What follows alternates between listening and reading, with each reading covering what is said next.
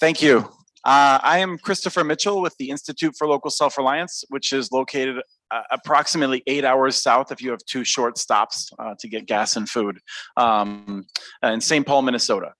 And I have been working on broadband issues for 15 years, and for the past 2 years or so with Mr. Matt Rantanen over there, who never pays attention when I'm on stage.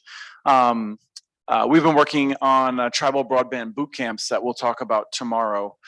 But today, I'm very excited to be on a panel with somebody I've just met, Rhea Doolan, and Davida Delmar, who is someone who's worked with us on the tribal broadband boot camps. So we are gonna have a mostly discussion-based approach in which I strongly recommend that in the keeping with the way that Mark has always run these, if you have a question, don't wait for a question period. Just put your hand up and I'll keep looking around and try to make sure that I can recognize you, and we'll take the question in the flow and move along. And we'll have a good discussion. But we are going to get started with a little bit of background before we lead into that discussion. And to do that, I would like to invite Davida Delmar, who is the Digital Inclusion Manager at AMERIND, and who works closely with the National Digital Inclusion Alliance, to give us some definitions and how you think about this. Great, thank you. I have terrible connectivity on my phone, apologize. So I'm gonna have to do this by memory instead of having my notes here. So yes, I'm with AMERIND Critical Infrastructure, and you can go to the next slide, which is actually a company based in New Mexico, but I live in Phoenix, Arizona. So if you're in my neck of the woods, come say hello. Can you skip to the next slide? So ACI, or AMERIND Critical Infrastructure, provides guidance and things like that to tribes about broadband infrastructure. My job is a little different. I actually work with the National Digital Inclusion Alliance, and you can go to the next slide, which is works in digital equity and inclusion. You can go to the next slide, please. And if you're wondering what this is, there's a condition in which all individuals and communities have the information technology capacity needed for full participation in our society, democracy, and economy. And this might sound familiar to folks here in Canada, of course, that we need full participation, and connectivity is part of that. So digital divide is the issue that we're trying to solve. Digital inclusion is the work that we actually do. And then digital equity is the goal in which we're striving for everybody. And next slide. So digital inclusion, the work, these are activities that ensure all individuals and communities have access. So that includes affordable broadband or internet, appropriate devices, so laptops, smartphone, things like that, and digital literacy as well. So the education that is needed to use those devices. So if I could just jump in for a second. So I feel like a lot of times at events like this, but not this one, people tend to focus on building physical networks, and that's a part of digital equity from the way you work on it. But it is just the beginning of the work in some ways.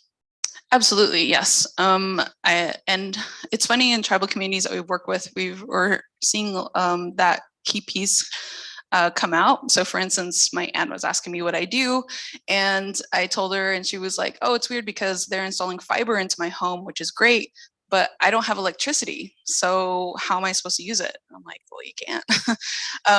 And she was like, yeah, so I still use my cell phone, but I can't use my computer. I was like, exactly. So yeah, there is this key element that's probably missing that either folks at the tribal council level might not look into, or the people don't know they need, appropriate devices, if that makes sense. So they'll be ready and, buy a gamer device, with all the bells and whistles, but then don't have the right internet in order to use that, or to use it to the effect they want to. And is that Suzanne over here? So your aunt might want to speak with Suzanne from Native Renewables about how to build off-grid power at her location. I'm sure we'll learn more about that throughout the week. Yeah, Suzanne's from my hometown, so we already connected. Next slide.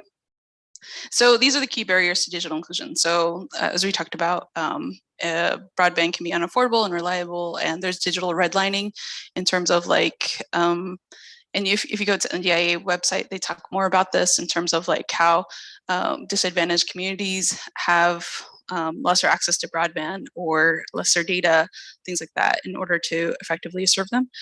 Devices can be unaffordable, inadequate, inappropriate. And then digital skills, there's a lack of digital skills, and trainings are not accessible, or it's not consistent too. So can you go to the next slide, please? So the solution is affordable broadband, appropriate devices, and digital literacy trainings. Next slide. So a key definition that is the kind of what I'm specializing in, which is digital navigators. So digital navigators are trusted guides who address the whole digital inclusion process, home connectivity, devices, and skills with community members through repeated interactions. Next slide. And just so I think the concept of the digital navigator, I think, is really growing in importance. And I think of it as a 21st century librarian, which is not to say the 21st century doesn't need traditional librarians, but it's sort of someone that you go to that just should have a general sense of how to solve all these different issues and point you in the right direction. Absolutely. And I think what we also emphasize is that they should have those skills and know-how and intelligence to kind of navigate the process along with their people they work with, but they also have these different traits that are on the slide right here. So they're empathetic, they're problem solvers, they're culturally competent, meaning they're from the community too. They have good humor, that's really important. They're emotionally intelligent, they're trusted and reliable, they're flexible and adaptable, and they're patient. So they're not someone who's just going to say one and done, you're good. It's going to be, what else do you need? And being always open to more conversation. And so, yeah. And can you go to the next slide too? So of course, NDIA is the organization that I work with. So they have a number of resources. So if you go to digitalinclusion.org, they have, so this is probably only for the US, but the ACP resource page, but then the rest could be modified to Canadian resources. So Digital Inclusion Startup Manual, a Digital Inclusion Coalition Guidebook, and a Digital Navigators model as well. So these are all great resources that are free and open resource so that you can use it and adapt it to your community. Next slide. And so the relevance of tribal communities, so that's kind of like my role, is to kind of take that NDIA approach and to adapt it to tribal communities. And easier said than done. So with broadband and wireless access in tribal lands, it's all about building capacity. So local ISPs, tribal libraries, workforce development, the elder center, schools, safety, centers such as police and hospitals and things like that are all working in terms of creating better broadband and wireless access to understand what the community is all about. And this translates into a digital equity system, or a digital equity ecosystem, which is the impact of the tribal community working together, such as health access, skill building, elder isolation, cultural preservation. So they're all being addressed at once and have this, common goal of digital equity as well. And tribal leaders engage with the community leaders to understand these needs too. So of course we can't have a lot of this community effort without like leadership involved. It doesn't have to be at council, but at least with like, people who are in decision-making roles in order to ensure that all the community is involved, not just now, but long-term. So even in their strategic planning as well. Next slide. So this is, so what digital navigators we have now are just in theory. So we're starting with 7 tribes who are implementing digital navigator programs right now.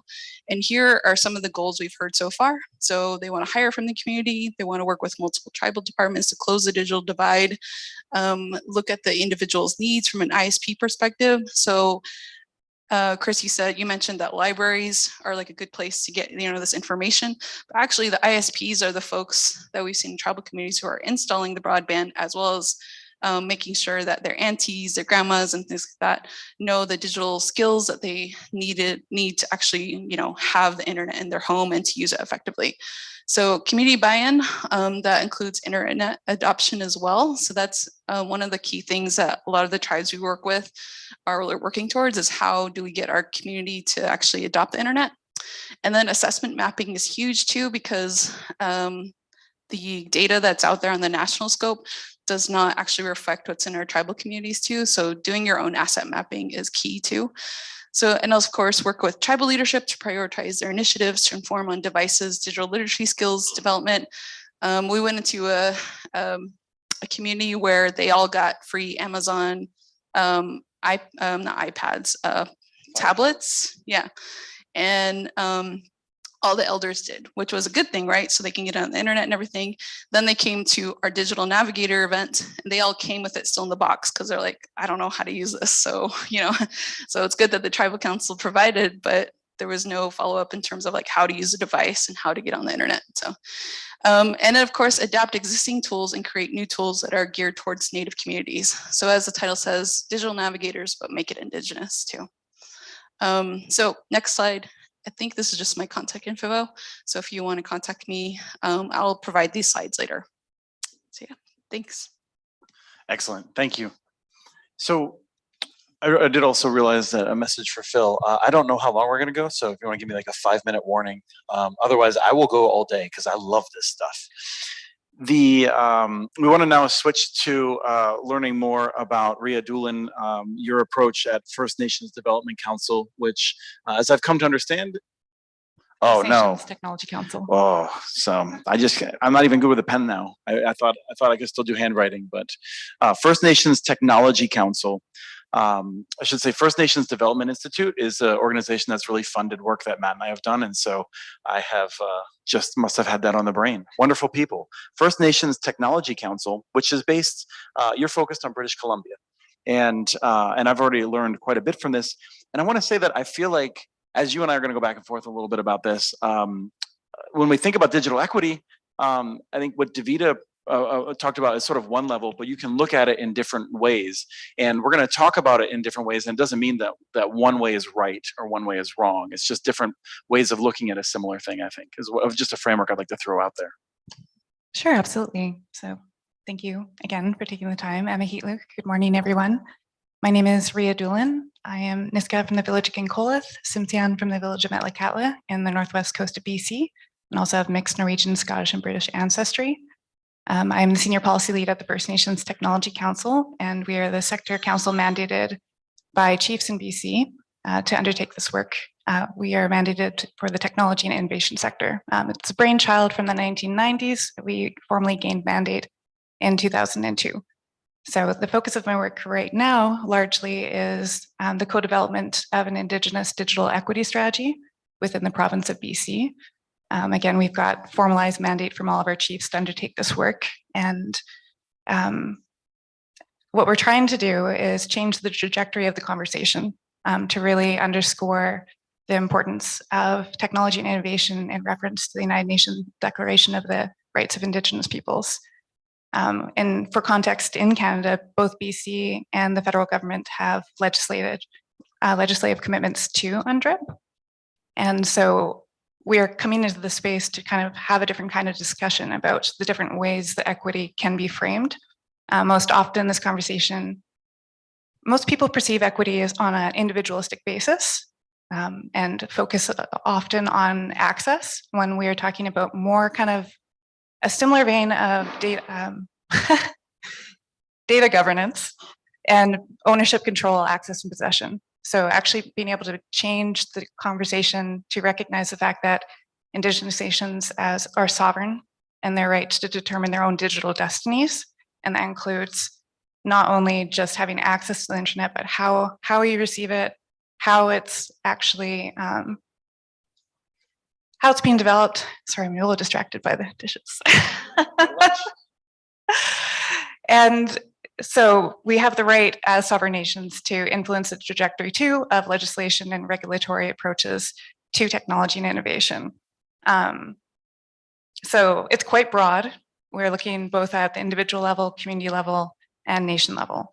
And one more thing for context is our nations are in various states of rebuilding.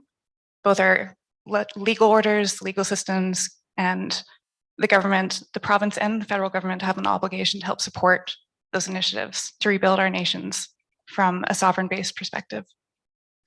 to use the analogy of dishes and food, I feel like it might be one perspective on digital equity might be that one has all the silverware and has a sense of how to eat in different arrangements, but if you don't have a say in what food you're having, you're not really getting the job done. Yeah, exactly. It's not about, so the assumption is with equity too, that we are all seeking the same goal. We're not. Every single nation has a different context. In BC alone, we have 203 First Nations, 34 different languages, and over 90 dialects. That's approximately 60% of languages in Canada. And then you look at Canada across the board, there's such a high level of diversity. And while we share similar experiences due to colonization, they manifest uniquely depending on where you are and your context politically.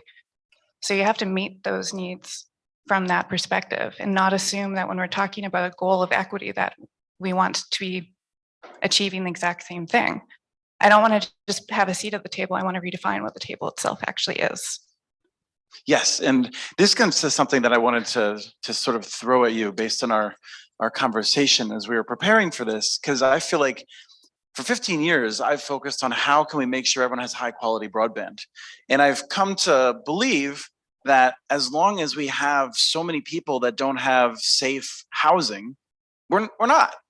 It can't happen. And so we have to understand that this isn't a silo that is separated off from other things, but that we have to be aware that we can try and go as far as we can, but this is not a technology problem. This is not something that can be solved in our existing framework. Exactly. It's interrelated, intersectional, and it's all connected to the history of colonization. It's digital inequity itself is the product of colonization. Every single socioeconomic disparity is impacted and has impacted and created and facilitated the system that we have right now. And because of that too, at the same time, it's unfortunately created this insidious problem where we're conditioned to almost have low expectations, that we're supposed to be happy consumers of technology and happy consumers of the internet and having it delivered to us. But that's not good enough. It needs to go further than that. Because some of the conversations that we've had in the beginning stages of developing the strategy, we heard a lot of excitement. There's always been a lot of excitement about technology. Indigenous peoples have been innovators, scientists, and engineers since time immemorial. It's just been erased from North American history for a very specific purpose. And we always adopted new technologies in new ways. And I think it's really important, especially for Indigenous youth, to know that, to encourage people to come into these spaces. It goes even further than just having connectivity. It's about, what type of software and tools are being developed? How is AI ethics being incorporated? We've governed our nations sustainably. And on the coast of BC, we have evidence of us being there for over 17,000 years, and that's just basic archaeological evidence. God knows how much further back it goes. So what are the implications of incorporating those worldviews and our worldviews, distinct and unique worldviews from the lands into technology? The planning for the future. We never think about just our immediate. We think about where we came from and where we're going and who we're responsible for in the future.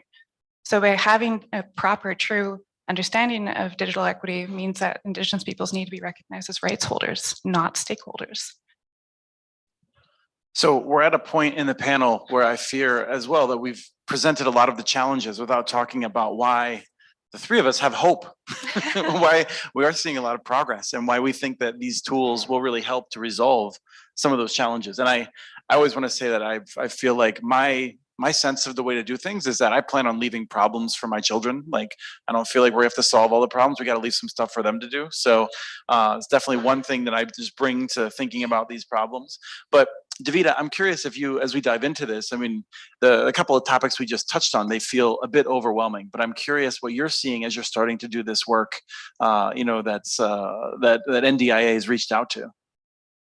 Yeah, so I mean, everything you're saying is great because, Rhea, because it's kind of a lot of what we try to explain to non-Native folks who are trying to partner with Native people is that exactly we're rights holders, we're not stakeholders, and that there's a sustainability element that we need to, that's almost important and definitely needed in terms of like how we look, as you know, a lot of people have adopted the 7 generations forward, and a lot of non-native folks are like, I've never heard of that. And I'm like, oh, well, you should probably learn more about, you know, how to pass on, you know, what's going to happen to your children, your grandchildren, and things like that, and how they're not only going to use and adopt the internet, but also how it's going to, you know, thrive in these communities too.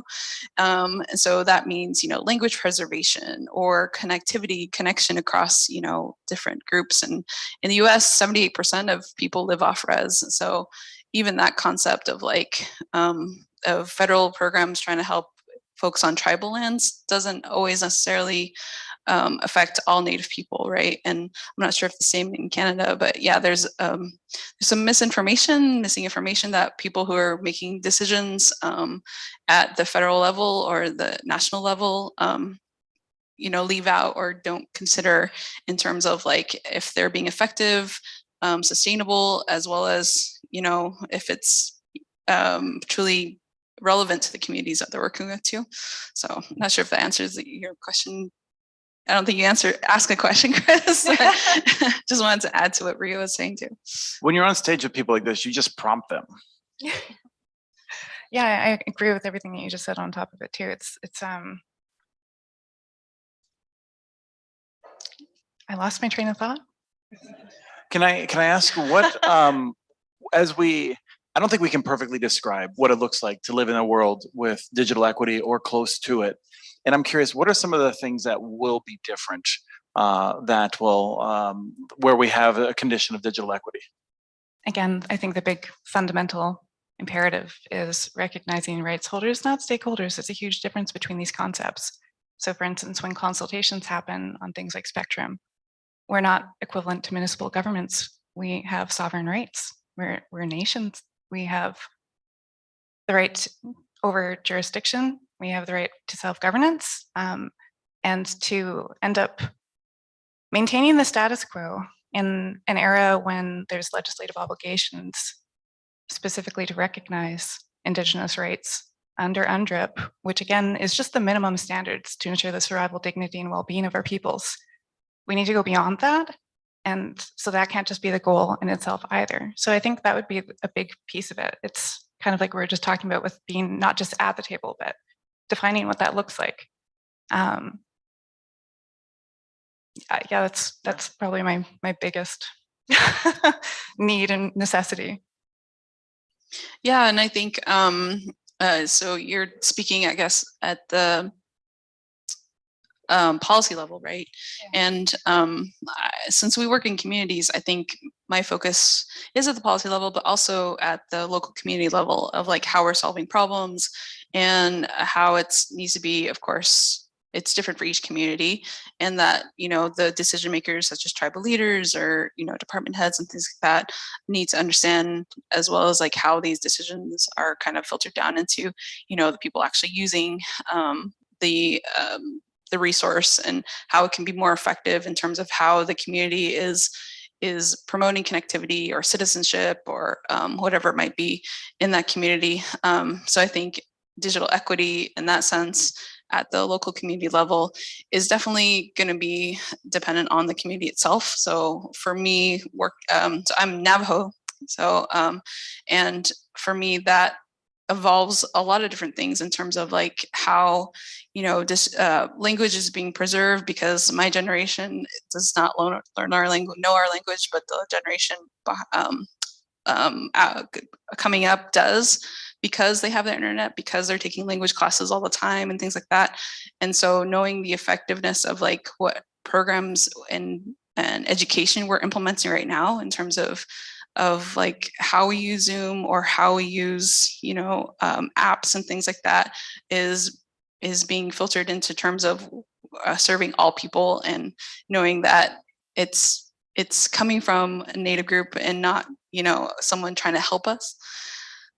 Which is what I run into a lot, is people who want to, who are non-Native, who want to serve tribal nations because they think we need help. It's like, well, we don't need your help. We are running our own nations. We're sovereign in the decisions we made. So in terms of that, when people, you know, when non-Native groups, you know, we're working towards digital equity in tribal communities, it needs to be a partnership. So it needs to be more of one that's going to serve both entities to a level where they can, of course, thrive. So yeah. Are there any questions? Because I feel like, all right, we've got one, so other people can jump in as we're going through this. Did you want to bring a microphone around, Phil? Yeah.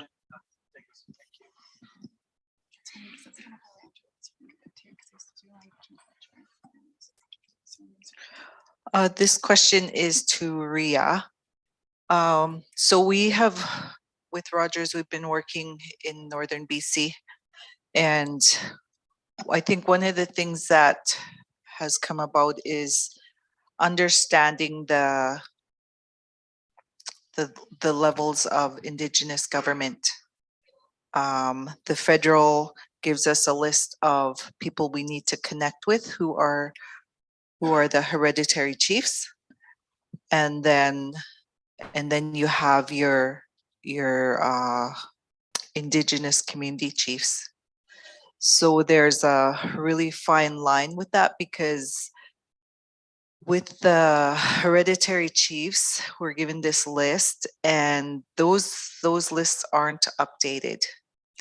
So we're going into a community where, you know, you approach somebody because you think they're the ones who are in, you know, who you're supposed to contact.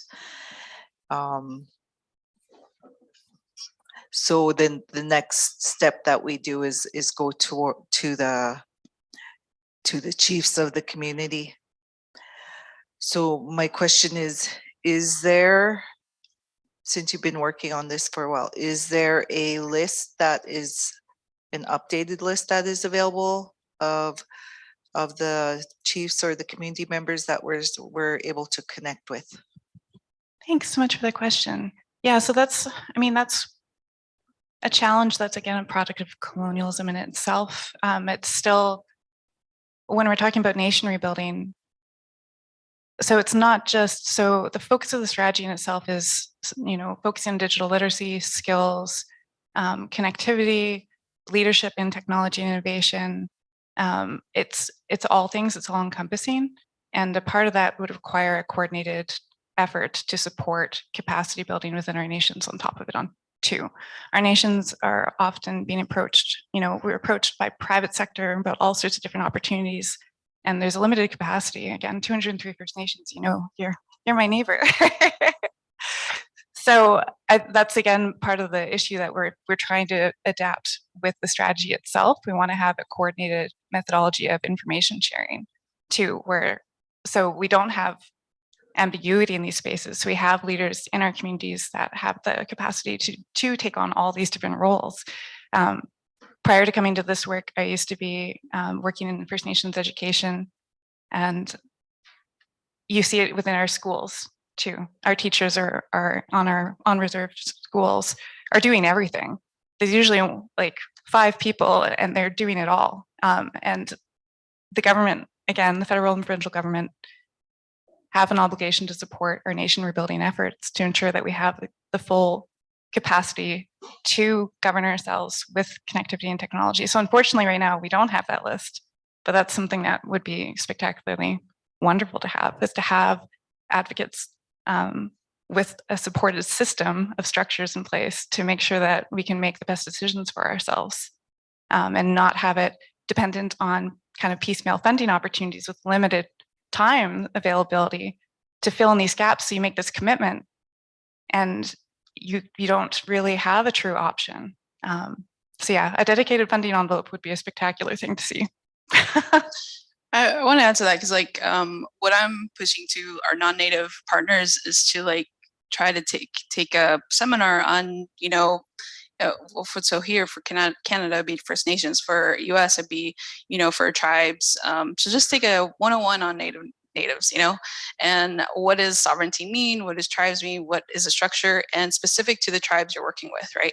So if I'm working in New Mexico, for instance, I would look at the Pueblo system and like, you know, how each maybe what their constitution is it traditional? Is it is a constitution given to them, or like what's the demographics? Is it a young generation? Is it older generation that lives in the population? What is the connectivity? Even just doing a 101 on the communities work with can, you know, solve a lot of different problems, and avoiding this whole thing of like tribal leaders educating people in the room of what tribal sovereignty is, because like you should open a book and figure out what that is on your own. Yeah, and that's the other thing that's really important to recognize too, is that again, we come from a very grassroots perspective in this work. We're mandated by chiefs to undertake this work. We're not defining what this has to look like. We want to make sure that we're supporting, again, First Nations self-identified needs. And when I talk about distinctions-based approaches, I'm not just talking about the level of First Nations, Inuit, and Métis. I'm talking about our individual First Nations. And our communities know what our self-identified needs are. And so good partnership and good allyship would be to internalize, TRC 92, and all that entails is a framework for reconciliation. And unfortunately, we're in the state that we're in, and we have to do a lot of rebuilding across the board. And that requires every single person to take a certain level of responsibility for the history of colonization and the impacts that it's had, and to redefine those types of relationships. So I'll stop because I'm concerned. Wherever possible, I would like to have questions. Like, you can't hear me. People on the internet should be able to hear me. I'm loud. Wherever possible, I'd like to have questions over here, alternating there, so Phil can get his steps in. So there's pressure on that side of the room right now. Definitely just raise your hand if you have questions, and I'll cue you in. I feel like when the work that we're doing, which with a focus on infrastructure, and I think a focus on digital equity, which are interrelated but are somewhat separable. I don't know, like I feel like there's often a sense that the infrastructure is kind of like the cooler work. It's well defined. We have a sense of how to do it. And I feel like people that are doing digital equity work in the community kind of have a chip on your shoulder, Davida. Like you're doing kind of the unrecognized work that's really important, and often comes after the infrastructure, although it doesn't necessarily have to. And one of the things that we've seen in the tribal broadband boot camps is people are first kind of like, I want to do the infrastructure. I want to build a wireless network. I want to build a fiber network. I don't want to talk about digital equity. And then they spend an hour and a half with you, and they're like, that was the best part of the day. Like, I just want people to reflect on that a little bit, because I do feel like there's something about this where even looking around the room, I feel like there's people, I wonder if there's they still don't appreciate how important this is and what a challenge it is. Absolutely. Oh, sorry. Yeah. We're both keeners. Well, thank you, Chris, for saying that, because I feel that it should be on the first stage, digital equity and digital inclusion, because it kind of gives like a basic knowledge of like what the terms are that are out there, such as digital equity, digital inclusion. What does that mean? What is digital divide? And putting it in terms of the communities you work with. So going back and saying asking people what is preventing you from fully participating online, or what is preventing your communities from fully participating online. And what we hear in the room is very similar. It's safety concerns, the MMIW issue, or it's just electricity is not even in our homes, or things of that sort, or I just don't know how to use my device. It keeps on, I don't even know how to hold it, kind of thing. So we hear different things in the room, and we see similarities between people. And what we find out is that all of us have similar problems. Yes, we're all Native, and yes, we're all come from Indigenous communities, but we're starting to learn from each other. And so what that kind of creates is this community effort in terms of we're all working towards digital equity. And it actually pushed us even more to create a working group. So now we have, I know there's broadband working groups that people connect, and they swap stories or ask different information about technical side of it. But then we've started a tribal working group for digital inclusion, and what that means is people are seeking out curriculum for their communities, or they're seeking out somebody in their community to partner with, or to create more spaces for education, or to how do you retain more people to come back and start asking more questions about how to use their devices, things of that sort, to kind of still create those multiple interactions. So So yeah, I highly encourage people to start a working group here in Canada. I would say you can join mine, but we're kind of US based, but it's already been working so far in terms of like how we're connecting and just finding different colleagues in the same field. So Yeah, and just to add to that, it's another, for instance, in BC, we've got things like the BCFN has this governance toolkit, and it'd be really spectacular to see something along those lines with technology and innovation integrated within it, to see what, to actually build it as a part of your comprehensive community planning. And just to eliminate the point that you just previously made about trying to illustrate the importance and significance of it, as you talked about too, there's issues of safety online. Online spaces aren't safe. They're not right now, but at the same time, who's developing the tools? Do you know what I mean? Like the CBC can't even leave comment sections open on anything related to our peoples because of how unsafe it is. So what impact does it have on our children?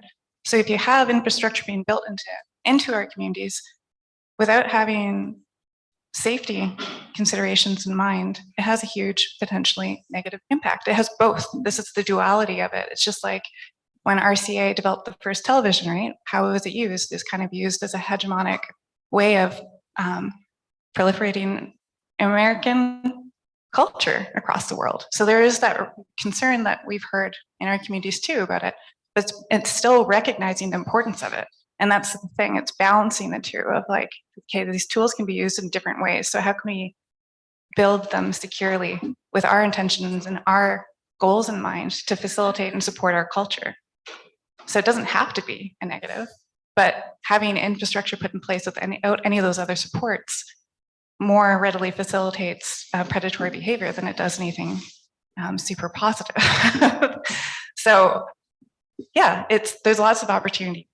Lots and lots and lots of positive opportunity. You just have to have the political will and have these conversations happening. Yes. Just wait for the mic so that people online can hear, please. So one of the things you're touching on, and I think I can support this, is I think we need to reach out beyond, like cross-disciplinary, especially in academia, which is very colonial, but academia leads to policy, and because we do this very, in silos. And what I'm doing, like I'm sitting down, one of the things with our project, we sit down with, experts in poverty reduction or experts in housing and experts. Oh, cool. I'm like, so do you think that the connectivity is an issue? Oh, absolutely. Cool. You just came out with a 40-page plan about housing. How much is in there about digital anything? Oh, that's not our thing, right? Like whatever. So you look across, like we need to reach out across, system wide and be able to have those conversations and help out, because I say like, so why isn't there anything in there? Don't you see a value? Well, there's absolutely value. Like, well, why didn't you include them? I'm like, well, we don't know, where to start, kind of thing, right? So I think that, preaching to the choir a little bit is great. We need to kind of get going, but what do you think about the that impact and working across, those disciplines? I think it's spectacularly important. The reason why I took on this role is the exciting opportunity to take an interdisciplinary, intersectional approach to an inherently complicated challenge. It's infiltrated every single aspects of our daily lives. So of course it's going to be a complicated issue, which requires, which makes it fragmented and piecemeal too, right? There's so many different cross-jurisdictional challenges related to it, but there's so many opportunities within that at the same time, because once you solve one issue, it usually leads to solving other challenges that are in the other discipline at the same time. So even when you look at different opportunities, again, when it comes to things like if communities have like a dig once, like if there's a dig once policy, for instance, too, like if you are putting water infrastructure in place, why aren't you considering infrastructure for connectivity at the same time? Like what can you do to minimize the amount of effort and minimize the costs when there's so many of us and those costs are so huge on our own individually? And if we're solving all these problems separately, it's a way bigger problem.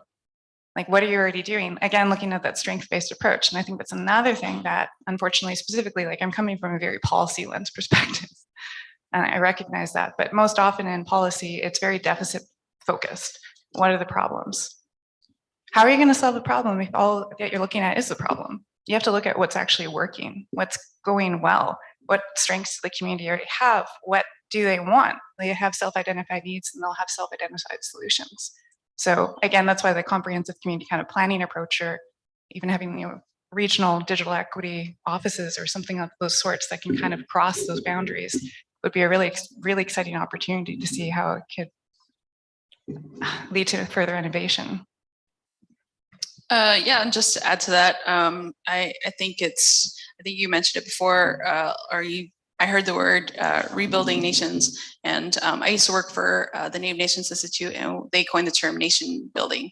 And so nation building involves practical sovereignty, culturally relevant cultural match, and there's all these different elements that kind of relate to like the concept of nation building, and it can be applied to, you know, digital equity, inclusion, and Indigenous communities, in terms of like having a multifaceted approach that, you know, that leadership and citizens can see solutions in, rather than, you know, walls and barriers and things like that, and to understanding the problem at a level that is approachable and sustainable for the future, right? So that you can kind of approach these problems with a solution-based effort, rather than you know, a frustrating, it can get like that, right? Especially if you start looking at like, well, this is the reason why we're not doing this. This is the reason why we're not doing things. You know, it starts to add up. But it's more of like, let's take this approach and kind of solve problems that are, you know, that take into effect the academic part,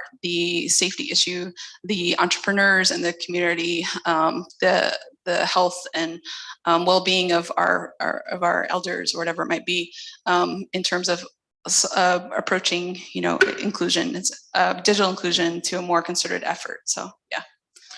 Last question, because I'm breaking with the culture of the Indigenous Connectivity Summit. We're sticking to the schedule apparently now with Phil. I like it. These have been wonderful events over the years. So if this is your first one, these have been terrific.